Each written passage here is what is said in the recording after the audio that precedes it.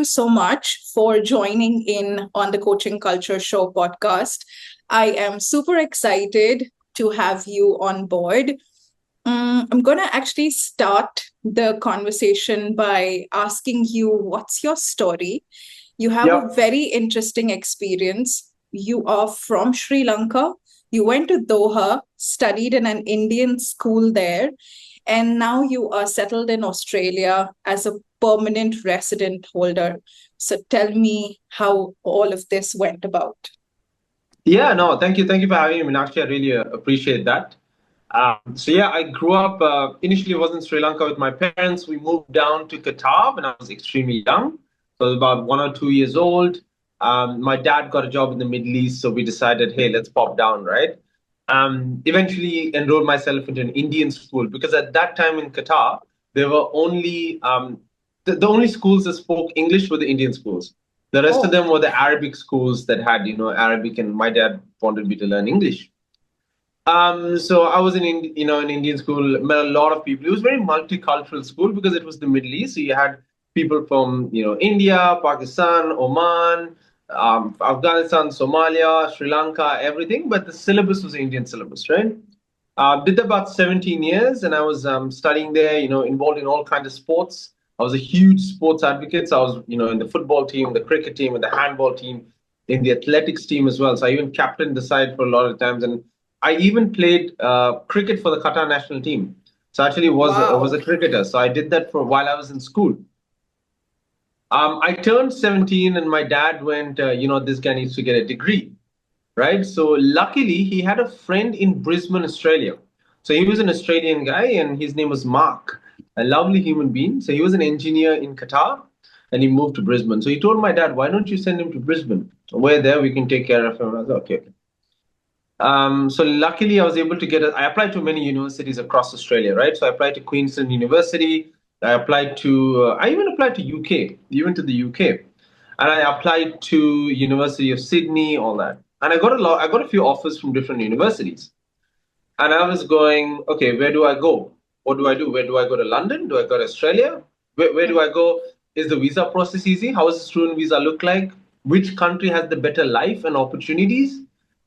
Which country has a better future? So I went with my gut and I selected QUT, which is in Brisbane, mainly because they also gave me a scholarship. So they were like, okay, we're going to give you a reduction of your tuition fees if you achieve a certain grade every semester, which is a distinction grade. Cool. Packed my bags, went to Brisbane and studied mechanical engineering like every Brown student does. You either engineer, lawyer, accountant, or doctor, one of those four. And yeah, that's how I came to Australia, and it was really fun. I had a lot of fun in my first 4 years, but initially it was really challenging. The reason was mainly because I was 17. I came to a new country, and I was not, kind of sure what should I do. Should I look for a job? I have to do my own laundry now. I have to make my own food. I have to find my own job. I have to live, and all that kind of stuff. Luckily, my parents supported me as well, and I think I do not regret coming to Australia. And the reason I don't regret Australia is mainly because in Australia, like there's the population is not as much as a lot of the other countries, so the competition is also relatively low. However, also the lifestyle is good, Mhm. but there are also a lot of other factors, like cost of living back then in 2015 when I came was awesome. It was very low. Right. So I'm going to ask you, like, kind Yeah, of yeah. unpacking a lot of Go for things it. at the Go for it. same I'm just, yeah, time. I I know. Yeah, yeah, love yeah. it. I By all love means. the enthusiasm as well. Continuing, I think I don't want to break the passion with which you started. So I was intrigued. I'm actually a little proud of the fact that the only Indian schools that imparted English in Doha at that time was an Indian school. And that actually brings me to the next question, because you've studied in Doha, Qatar, and it's a multicultural place. You have a lot of other nationalities studying there as well.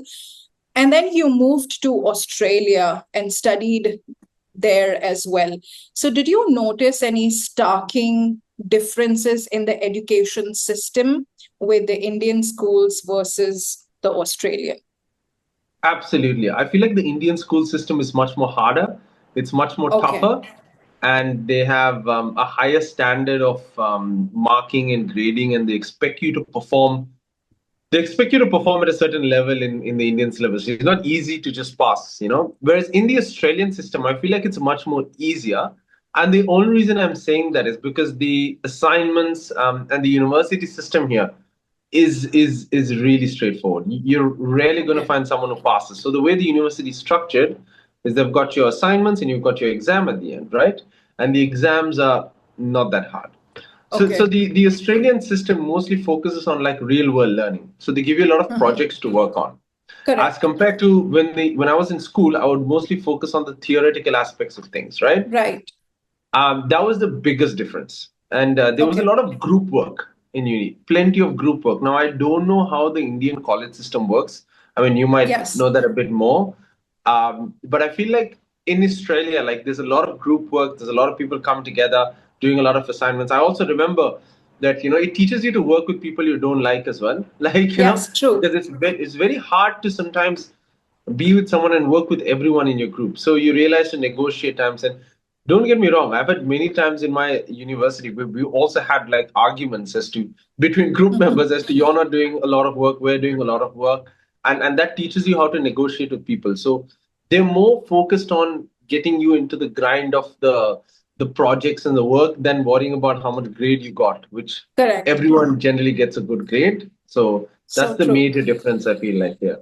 I genuinely feel you're a byproduct of the best of both the systems. Because when you're Yes. growing up, I'm sure Yes. to exercise your memory, to understand theory foundation, that's also important. And in your growing years, to work amongst Yeah. teams, because eventually you're going to join organizations and everything's all Yeah. about teamwork there. So Yeah. it's fantastic to know that you got the best of both the worlds, if I may say that. Thank Another you. intriguing thing from your answer that I could get is you were into sports. You have Yeah. played many sports. You also represented your school back in Qatar. That's what you told me. How has sports played a very important role in your life? Is it a part of your life till date, or that's kind of taken a back seat? No, absolutely. In fact, I played football yesterday. I played soccer yesterday. So I've more gone towards soccer nowadays because it takes less amount of time as compared to cricket. Like the cricket matches go for 3 hours. Sports is a huge part of my life. And I think it sports does a lot of things, right? So number one, it keeps your mental health really good, right? So if you're exercising and you're running outside, I feel like time slows down and I don't realize time passing, or I'm kind of not worrying about the world a lot. And especially right now, after a long day at work, I go to the gym or I go and play a sport, and it really relaxes me, and I feel good, and that helps me, treat my friends and family members really well. Not only that, though, there's a certain teamwork and competitive instinct that I've done in sports. It's always taught me to work hard because in your team, when you're playing in a team, right, in cricket or Yes. football, you're going to have to work hard to win. You're not going to be given a victory like that. So I feel like it's taught me that even in my job, working hard, or doing the work, but also working smart will get you results. So it's taught me to actually put in the work instead of being a lazy person. I'm generally a very active person. I like going out and about. I like, going on runs. And I always play soccer 3, 4 times a week here. And it's good for me. It's good for my body. And I think everyone should do some kind of sport. You don't need to do cricket, football, Right. some kind. Maybe you can play something, a badminton, or you can play table tennis, or just go for your Pilates, or go for a run, go for a walk. Correct. These, it doesn't Yes. need to be. People like to complicate the fact that, oh, sports means I have to be Yes. involved in a professional team, but that's not true. You can Yes. just go do Any a bit of form of stretches and movement. Correct. absolutely your push-ups, your abs, and I think it's absolutely important, especially with the amount of unhealthy food we're eating also these days. Yes. So So true. yeah. I actually want to, like, when I'm speaking to you right now, or I have watched your content and we connected on Instagram, I'm trying to gauge what gave you the maximum confidence. Was it the fact that you were born in Sri Lanka, you had a bit of your roots there, you relocated, uh, studied in Doha, then came to Australia, adjusted there? And then you've What gave me also the played confidence to kind of sports. So is it the school system that's naturally instilled confidence? Like, I know you're creating content, you keep doing different things. So I'm just trying to see what are the key takeaways from the way you are living, and something that I can take back home and probably tell my students and my clients, things that they could do differently. So would you attribute your confidence primarily to playing sports, or would it be again a mix of everything, or is there any specific routine, or maybe you have a cheerleader in your corner, like your parents or your friends or family? Like, what makes you so confident is what I'm trying to ask you. complete. That's a very good question, and I think there's a few things to that answer, right?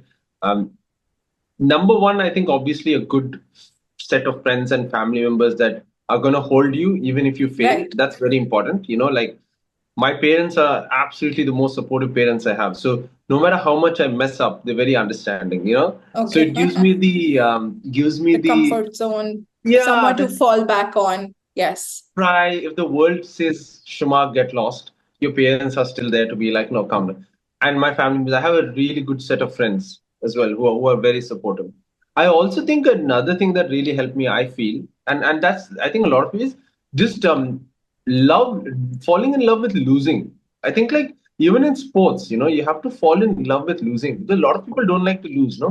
Because they're Yes. like, what are they gonna say? What is he gonna say?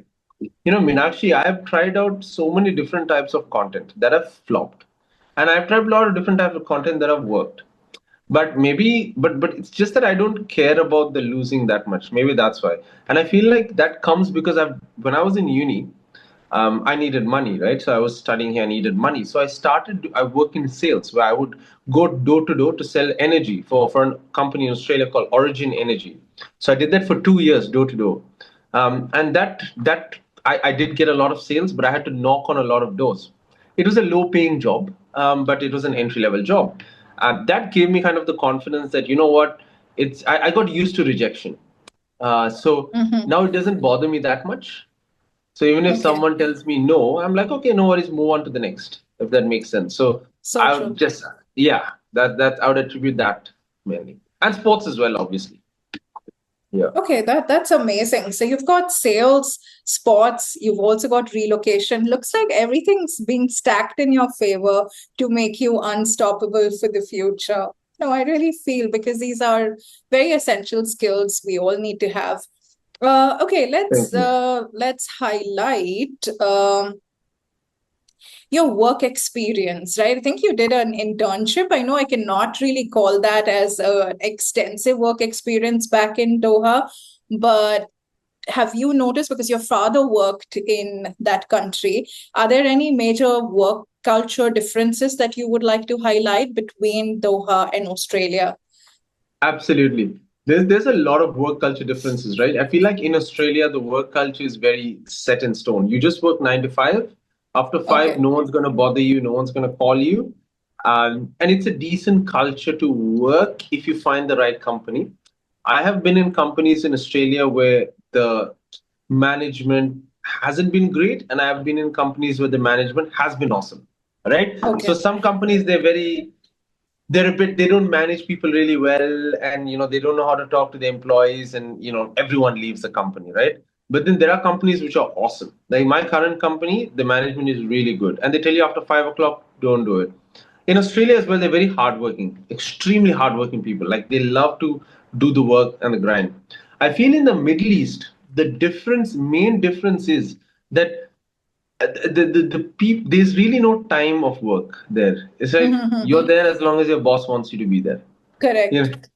That is the main culture difference, and there is no HR. There is no like in Australia. There's a fair work. There are enough bodies that protect the employees in a company. If you're fired without a reason, or you're treated badly, or there's a harassment case, you're treated with care by the organizations and corporates. Whereas in the Middle East, that may or may not exist. If that makes sense, Okay, yes, your I think boss that can is just pretty common. yeah Yeah, that is true. I yeah would yeah say primarily labor laws and working laws are also yes stronger yes for Australia and other parts of the developed countries, if I may say so.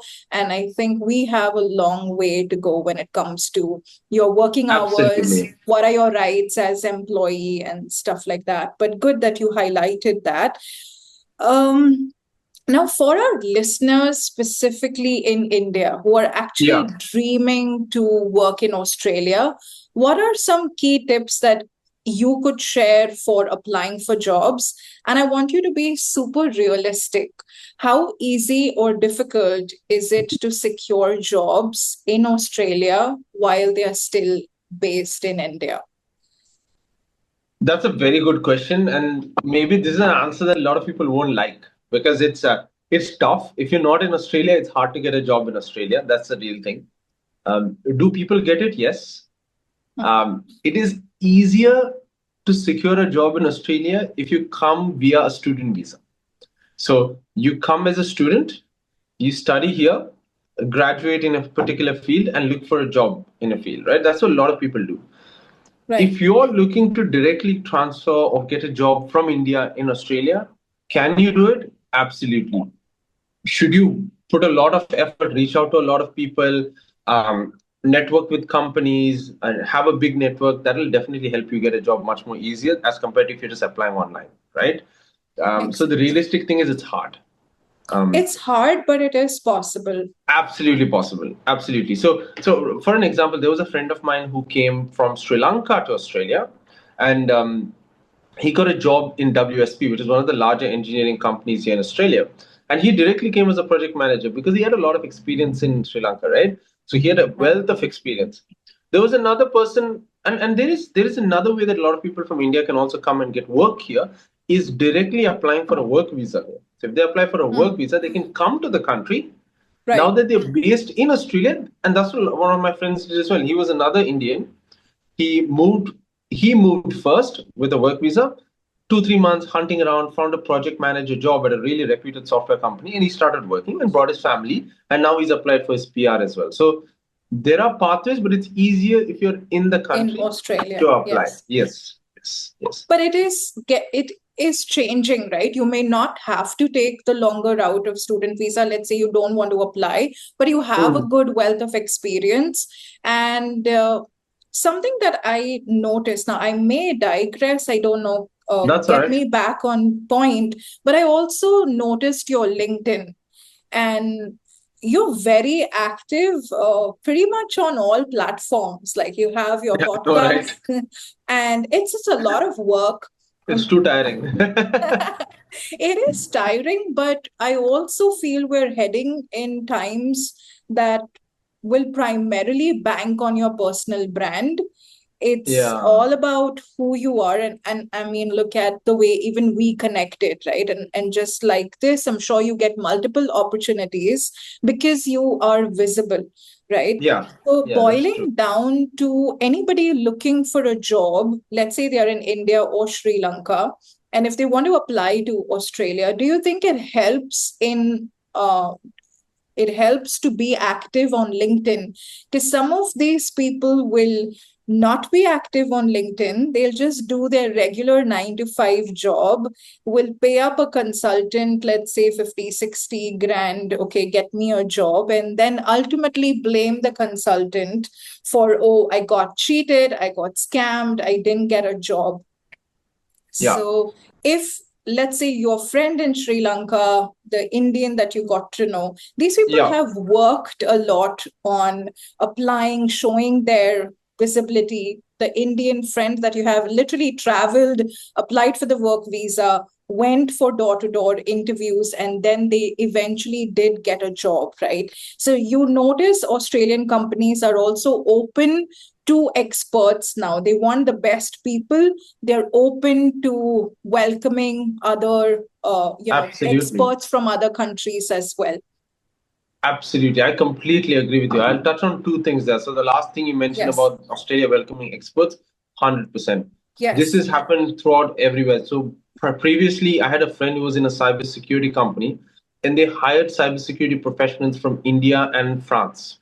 Right. So they just wanted the skills, and these people were extremely valuable because they're cybersecurity experts and they were able to get. So 100%. Australia is Yes. looking at the world when it comes to hiring in a particular organization, corporate. If you're skilled and you have your name out there, yes, you can get in. Absolutely. Yes. And I Now, think the reason why I wanted you to confirm that, because again, I'm an outsider, right? I'm also a consultant, of course, and but you have experienced this. You are in Australia. You've noticed what your companies talk about. You are obviously staying with a lot of friends around you. So the fact that you confirmed this is really great. And if that is the reality, right? I said that be very realistic. Yes, it's harder for sure, but it's not impossible. That means not they impossible. can apply, but provided they keep these channels active as well, right? Today, you can't just work on a 9 to 5 and then your English is not that fluent and expect that somebody from Australia is going to pick you up. No, they have other options. Absolutely. I just wanted to touch on the personal brand thing you mentioned as well, which is Yes. so critical. The reason I post a lot on LinkedIn, but it doesn't take a lot of work for LinkedIn because LinkedIn posting is a picture and you write some words, right? Where Correct. sometimes I put a podcast video, which I've become fast at editing now because I've been doing it for a while. And I also have a couple of people helping me out. So it's easier. And LinkedIn posting is not that hard. I feel like you can type up your thoughts, type up your achievements, type up your story, and it's very easy. Now, there's a beautiful story I'll tell you. There was a man in the US he was just working as a sales rep for a software company, but he would post every day on LinkedIn. So he's built a certain kind of audience, right? And last 2 weeks ago, he got laid off. He got laid off from the company, but he had about 18,000 following on LinkedIn. But he's not an owner or something. He's just a normal sales rep. The next day, he got 18 interviews in a company just because he has his Wow. name out there. And he posted that he's got Brilliant. 18 interviews. So I 100% urge a lot of people to post their story on LinkedIn. Now, I know that out of every 100 that's listening, only one or two will actually go and do it, which is because the True. rest are afraid to do it, which is okay, which I understand. So, but the reality is, the more visible you are, with everything become digital, the better it is for you in terms of opportunities. Even if you don't get an opportunity, you get to put yourself out there. You get to build a community. You get to connect with cool people as well. I have such So a good true. network of people here in Australia that I've built through my podcast, through connecting, and through LinkedIn, which is awesome, which I would have never gotten. So I'm True. 100% backing the fact that everyone has to build their personal brand. If you can't put videos, if you can't put images, even write posts. That's Yes. fine. Yeah, And it does help you while for jobs as well, right? Because nowadays 100%. companies are looking at your social behavior. Like a lot of my 100%. clients and a lot of my students will turn back and say, but we don't have the time. And because we don't have the time, we want to hire a consultant. And that's when I tell them that it's not going to work. 100%. So and that 100%. actually brings me to my next question. Now, you may have encountered, you know, a lot of people, your community is bigger. I'm sure you've encountered a lot of opinions and advice, because people from Sri Lanka, India are always looking to move to Australia. What's some of the bad advice you've heard other consultants share? Or let's not even say consultants, but just other people generally talking about moving to Australia. What's like the bad advice out there? Yeah, I mean, I'll tell you one bad advice. I don't want to say consultants because I'll talk about the consultant thing, but I heard a friend who's told me that, bro, there's absolutely no jobs in Australia before I came. Mm. There's no jobs, no hiring. And I got scared. And when I came to Australia, I was like, my God, there's not going to be a job here, really? So I took my resume, I handed it around 100 places, and I got a job in a particular company or for sales. So there are jobs. Hmm. It's just you have to find them and you have to be at the right time at the right place. The recruiter should like you. The company should like you. Yes. So that is one thing. Another thing I also heard is a lot of people saying that, oh, just marry an Australian and you'll get the PR, Okay. which which is okay. Look, realistically, you can do that, but you do not need to. Correct. You can still go through the traditional part of finding a migration agent, submitting your expression of interest, doing your work experience, and gathering your points and going. And you right now, it's not bad. You can still. It'll get worse later. It's going to get harder and harder for people to come. But right Hmm. now, this year and the next year, it's okay so far. People are still getting their PR. So those are Correct. some of the interesting advices that I've heard. Yeah. No, I don't know. Correct me if I'm wrong, because I am in immigration since 2012. I know that there was a mad rush to go to Canada, but as Canada kind of flipped and went a little crazy with their internal management, a lot Yes. of eyes kind of diverted to Australia. Yes. And all of Yes. a sudden, I started receiving a lot of positive feedback as well for Australia. So, do you notice that change that now Australia is also welcoming experts, as you rightly confirmed previously, but they are still looking to hire and give PR to the right people, as you said. Absolutely. Absolutely. And the reason being, Meenakshi, is because the number one producer of income to Australia, the GDP is mining, and Mhm. number two is international students. Wow. So they're the highest revenue. So their migration brings money into the economy because people come in, they Mhm. pay massive tuition fees, they pay big dollars to migration for the PR and visa and stuff. They pay big Correct. dollars in tax. They spend into the economy. They occupy housing. It's just Australia is obviously with the recent election we had about 1 month ago. There was a certain party that said, okay, we need to stop migration. But the truth is that the country runs a lot on immigrants as well. There are a lot of, if you go to Melbourne and Sydney, the whole city is run by Indians, Chinese, Sri Lankans. Mhm. Lot of places are run by them, and Okay. they actually pushing the economy forward. Very difficult to not have them in the country. So Australia is definitely welcoming more people. It's becoming a bit more. They're offering a lot more scholarships as well. I do think that the government, while having said that, the government is also having an eye as to that there is a cost of living crisis here also. Like if you don't know, like housing prices have become unbelievably high here. Rent has become unbelievably high, as well as the cost of regular goods like bread and stuff has become all-time high in Australia today. So there is also a concern as to if we bring more people, is that going to affect that? Are we going to have a worse housing crisis? Mhm. Because because of COVID, so Australia was building houses really fast before COVID. As soon as COVID hit, Right. the lesser houses started being built. So what happened then was because lesser houses are built, more people, like if you see in Adelaide, I'm in Adelaide, right? People are pouring into Adelaide. Why? Because the housing price is still not reached that high level, but it is getting there. The more people are coming. Sydney and Melbourne is unbelievably high Right. at this point. Mhm. You will travel from Sydney, even if you travel 1 hour away from Sydney city, the property price is still 1 million. Then imagine the city, right? So there is a bit of a twofold thing going on here. Where yes, Australia is welcoming people, but there's also kind of a bit of a crisis here in terms of employment, the economy, and it's because there's a lot of change going on right now. A lot of change. So Yes, it's very interesting to see. I think we are at times where we're literally in the thick and thin of Yes. changes. Every Yes. dynamic is changing. Yeah. And, but thank you for again highlighting some of the bad advice. And you rightly said, I think you should focus more on your own credentials. It's still possible. So while it is still possible, apply for PR for anyone interested. But Absolutely. you also spoke about now, let's say that.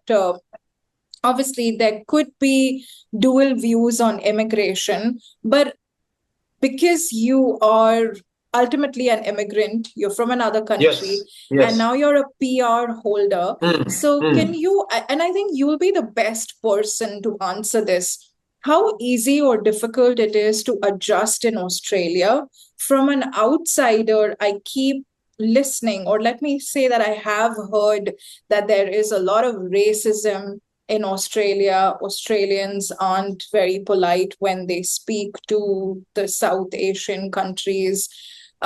So, could you take a moment and reflect on your own experience and tell me, has it been easy, difficult, and how do the local Australian communities react to you as immigrants? That's a good question. Do you think is that the perception like from overseas This that is a Australia perception. perception? Okay. Yes. Like Yeah. when you compare it to Canada, US, or even the UK, like there were instances, and they could be in pockets, or this is just the rumor or the grapevine. But as an immigrant, have you witnessed any racism? And that is, if you're comfortable to talk about it, or what is your overall view on how easy it is to adjust in Australia? Yeah, look, to be completely frank, there are instances where you do feel that certain individuals will treat you differently as compared to, the regular Australians when I generally came on, right? Mhm. 100%. This is not in fact, the rumor is applicable but to a few set. There are going to Few be a set. lot of Australians who are going to be awesome to you. Like I've had a lot Correct. of Australian friends who are really nice to me, and we have really good friends. But you are going to find bad apples, right? I'm going to lie if I say that there's absolutely no racism. There is. Mhm. And depending, like, if you go to people at places like Melbourne and Sydney, it's impossible to be racist because there's so many Indians, Sri Lankans, and Okay. Chinese, and a lot of the different migrants that you probably not going to bump into an Australian for a while, like a local, if that makes sense, right? Okay. There are obviously certain places where there are more Australians than others. Now, I've become an Australian citizen as well recently. So I've been thinking about it, and I 100% agree. There are situations where you will be sometimes treated differently. Like for example, in a workplace, absolutely, there will be a Okay. certain bias, right? There will be a certain bias when you go into certain friend groups. This does happen. However, not all of them are like that. Maybe it might be 1 in 10 companies that might have that little bit of few people that are rotten apples that cause that Okay. issue. Okay. But in majority, it's okay. It's a good place to live. But I'll tell you one thing, though, Meenakshi, before I move on to the next one. When I initially came here, I absolutely enjoyed it. I enjoyed integrating with the people. You find people from your own country also to mingle with, but you also find Australians and all that. I had no issue mingling with them, and it was all good. And then I went into a certain company where I did face it. And then I was like, okay, I thought, oh, everyone is like this. But then I went to another company, I didn't face it. So it just depends on the environment you're in Australia. That's all it Makes is. sense. I think, again, we're living at times where you cannot generalize and make No, an umbrella statement of a no, particular country. I don't think that is fair enough no. because you rightly said it differs person to You person, know, company to company. But yeah, have you personally made efforts to change a couple of things? Because what I'm going to yeah, good ask you question. next is I want you to reflect on things that you love about Australia and things that you miss or you kind of dislike about Australia but are way better in back in your home country. So you want to talk about that maybe? That's a very good question. I love that question. And before I answer the question, I just want to touch on one little small Yes, story, if that's all right. please. Yes, for sure. So there was a friend of mine called Joe. He was an Australian friend of mine, and I was going to give my final thesis presentation in 2 days. And this is the thing, right? You don't know, you can't make an umbrella judgment on anyone. He sat with me for 30 hours, helping me make my presentation. He made all my slides for me. Australian local, he sat with me like, man, I want, and he didn't even need to be there in my thesis presentation. He was there. I want to give a shout out to Joe Beach, lovely gem of a human being.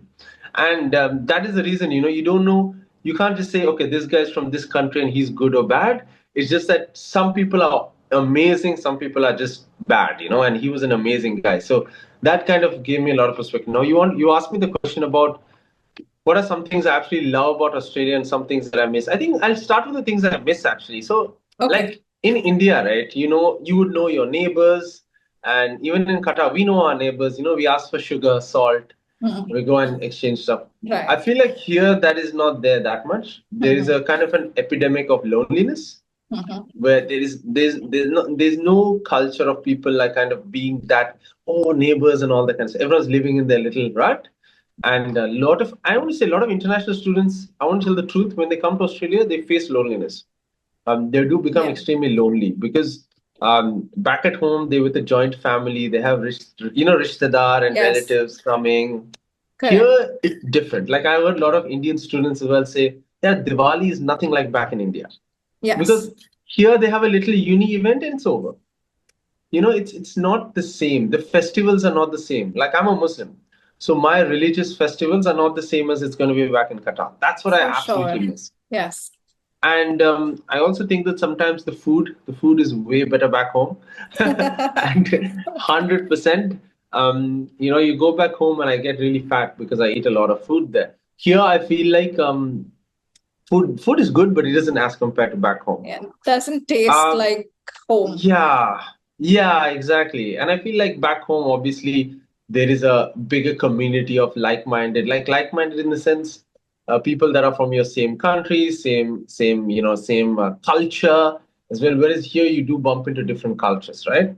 Right. Uh, some of the good things about Australia that I really find is that Australian lifestyle is awesome. Like there is so many cool places to go to. Like there are awesome beaches, awesome hikes, awesome communities. There's like if you play football, cricket, whatever, there's so many sports clubs for you to join. So you're gonna have an awesome time if you love being part of communities. There's communities for every kind of thing that you like, right? There's a huge big push on networking events here. Lot of networking events, right? Lot of meetups. Like I went to a networking event today, right? So there's such an awesome community of networking events as well. And in Australia, I love the weather. It's such a good weather. Like you can go out on a run on the beach, like you drive 5 minutes down, there's awesome mountains. Like from my house, 10 minutes is awesome mountains and stuff. And the population is not that crowded yet. So Right. the traffic is also, like where I am in Adelaide. Melbourne, Sydney, horrible traffic. Okay. Adelaide is okay. So yeah, and I feel like also a lot of people coming here are looking to grow as well. You're meeting people who are hustling, because they come here and they have to start working and making money. So you meet a lot of those people and you can connect with them also. So the Yeah, overall vibe is amazing. I think, of course, you're trading your festivals, but you can always go visit there, yeah, have some it's nice good. food, and you come back to a higher standard of living with your beaches, mountains, runs, Absolutely. hike. And plus, you are with an open-minded community. As you said, there are communities, networking events. Yeah, 100%. So I think your People are more mind open to learn. People are open to more learning. open to learning. They're not having the same mentality they have back home. They come here and they treat you like a human being, fresh, without worrying about whether you're Gujarati, Punjabi, Correct. Pakistani, Nepali. Sri Lankan. They think of you as just a human being, which is Yes. nice. Yes, yes, and you Okay, get to that's meet a lot of amazing. people. You get to meet a lot of people from different cultures and countries. I know a guy from Brunei, and one of my good friends from India, another one from Nepal, Pakistan. So you get so many different nationalities you would never meet back home. Yeah. Right. And it helps you become a better person as well. So before I forget, I Oh, actually wanted to also thank your friend Joe, because people like him make us believe that the world is kinder, right? Because absolutely. I think anybody trying to move countries, especially in times like this, where maybe the negativity gets louder thanks to the media world, or let's say social media in general, like it's a psychological trigger that we humans hear negative things first and it gets louder in our ears. But your experience and friend like Joe, who's an Australian, stayed with you for 30 hours, made your slides. I think thank you. Go, give him my regard, because I feel safe to also I get that vote of confidence when I'm consulting students and working professionals that, you know what, go to Australia. It is going to be good. There are people waiting to welcome you. Absolutely. You can adjust if you're a learner. There are a lot of things to look forward to. So thank you for highlighting things that you like and That's all good. dislike. That's all good. So now you also tied this up to one of the bad advice that, oh, there are no jobs.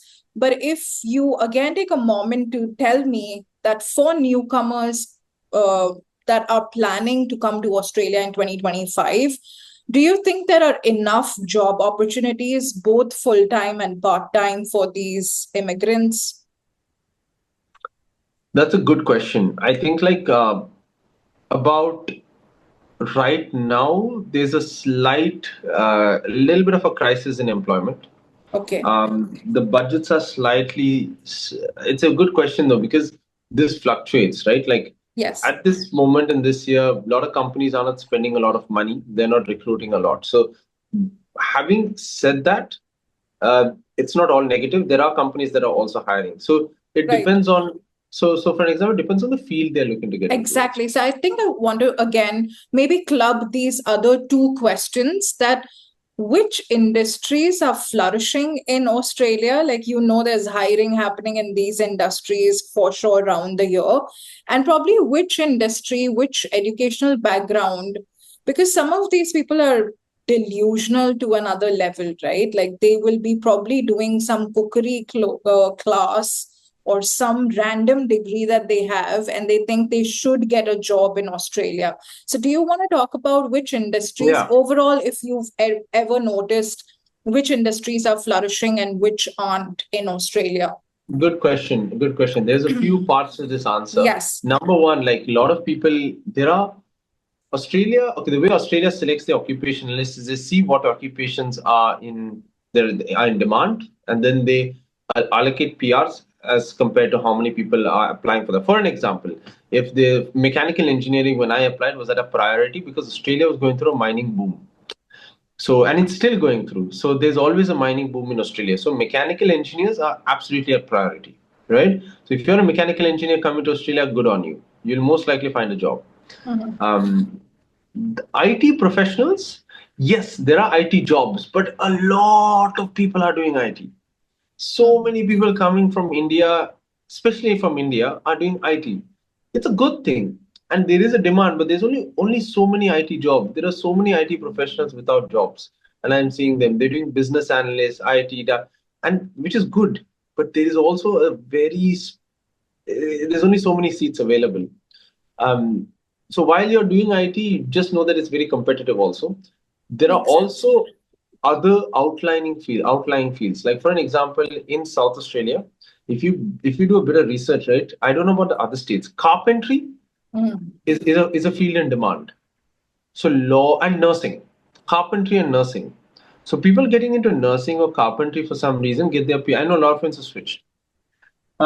Marketing, roles like marketing and accounting are a little bit harder to get at times right now. Okay. The reason being is also because a lot of people are doing accounting and a lot of people are doing marketing. So, whereas if you roles like electrical engineering is absolutely a priority. Australia needs electrical engineers. Civil engineers, absolutely Australia needs civil engineers because they're always constructing. If you see, Australia doesn't have a lot of buildings. It's just only just cities around the shore, right? Australia is a whole country out there, so they're always constructing. Doctors, people who are going to medicine, are very good chance of getting their PR and citizenship. And there are definitely some outlining fields that give them. I know cookery and stuff is. I don't know. I don't know about that. That's a good one you mentioned. I do not know. But the This was just a general example because I noticed some people are just delusional, right? If you tell them that probably work on your skills or get a better work experience in India, but they'll still take up a loan, study some random courses in Australia, and then agreed.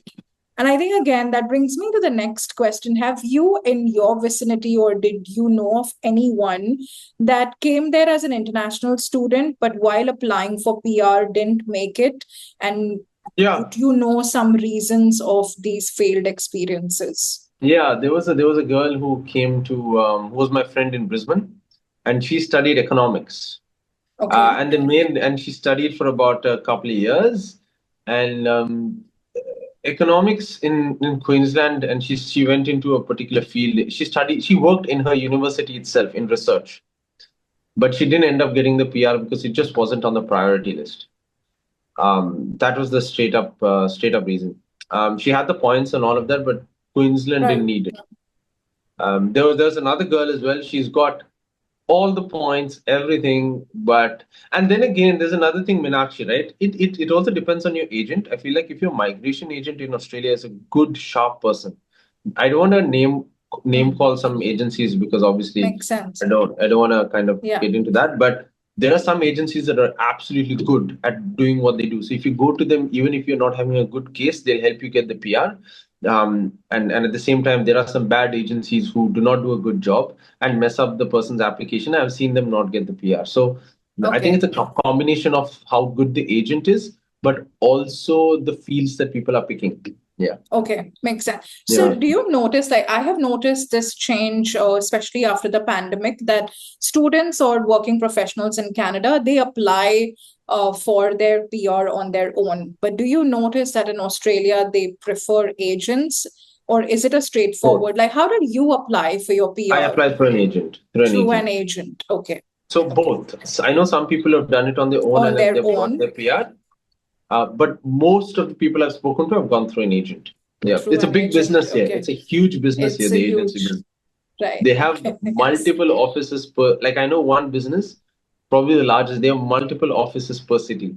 Can you believe that? It's also a demand. It's a very flourishing industry. I've been a part of it. But yeah, as you said that, there are going to be good actors and bad actors. Hopefully I'm playing the role of a good actor, but I'll leave that for others to I think the fact comment. that you're doing the podcast and getting the information out there itself shows that you're a good actor, because you're trying to get the accurate information for people. Yes, exactly. Thank you for acknowledging that. But yeah, that is my main attempt, because I can sit and talk anything and everything. It's always going to be easier because I'm not leaving my comfort zone, right? But I wanted to know from you guys, because you guys have literally transported yourself there. You guys are physically present. You're working in different companies. So yeah, thank you so much for sharing all your experiences. You've pretty much answered all my questions. And it was a fun-packed conversation.